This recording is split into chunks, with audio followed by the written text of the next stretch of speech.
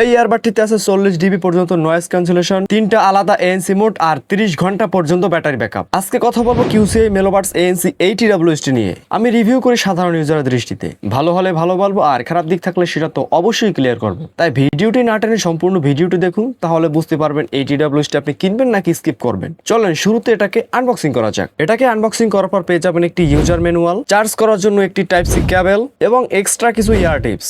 তারপর পেয়ে যাবেন এই ইয়ারবাড গুলো এবং তারপর পেয়ে যাবেন এই চার্জিং কেসটি।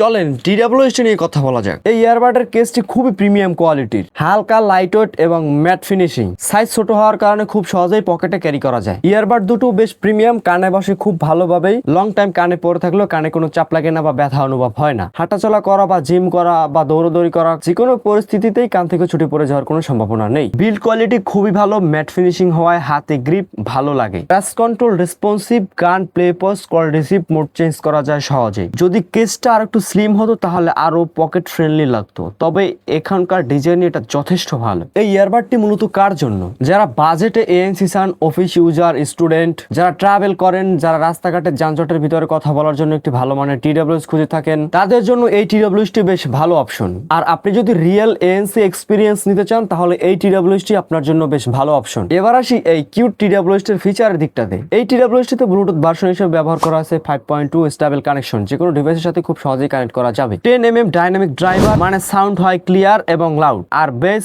যথেষ্ট ভালো। এই TWST এর সবচেয়ে বড় হাইলাইট হচ্ছে 40 ডিবি পর্যন্ত এএনসি, 3টা আলাদা নয়েজ ক্যান্সেলেশন মোড। নরমাল বাজেটের ইয়ারবাডে এএনসি থাকে শুধু নামে, কিন্তু এখানে রিয়েল নয়েজ কমানোর ফিল পাবেন। এছাড়াও আছে আপডেট ট্রান্সপারেন্সি মোড, যা দিয়ে আশেপাশের কথা খুব সহজেই শোনা যায়, কান থেকে ইয়ারবাড খুলতে হয় না। এই ইয়ারবাডটি আপনি অ্যাপের মাধ্যমে কন্ট্রোল করতে পারবেন, অ্যান্ড্রয়েড ও iOS দুটোতেই সাপোর্ট করে। টাচ কন্ট্রোল দিয়ে এএনসি মোড চেঞ্জ, গান কন্ট্রোল, কল রিসিভ সহ সব করা যায়। ডেইলি ইউজের জন্য এই ফিচারগুলো যথেষ্ট ভালো। এবার এই TWST এর ভালো দিক এবং খারাপ দিক নিয়ে কথা বলা যাক। প্রথমে আমার কাছে যেই দিকগুলো ভালো লাগছে সেইগুলো নিয়ে কথা বলছি।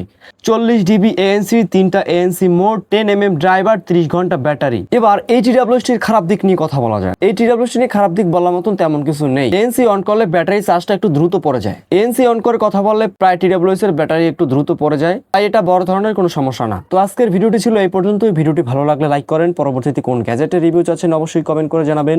ফেসবুক পেজ থেকে ভিডিওটি দেখলে অবশ্যই ফলো করবেন, আর ইউটিউব চ্যানেল থেকে ভিডিওটি দেখলে অবশ্যই সাবস্ক্রাইব করবেন।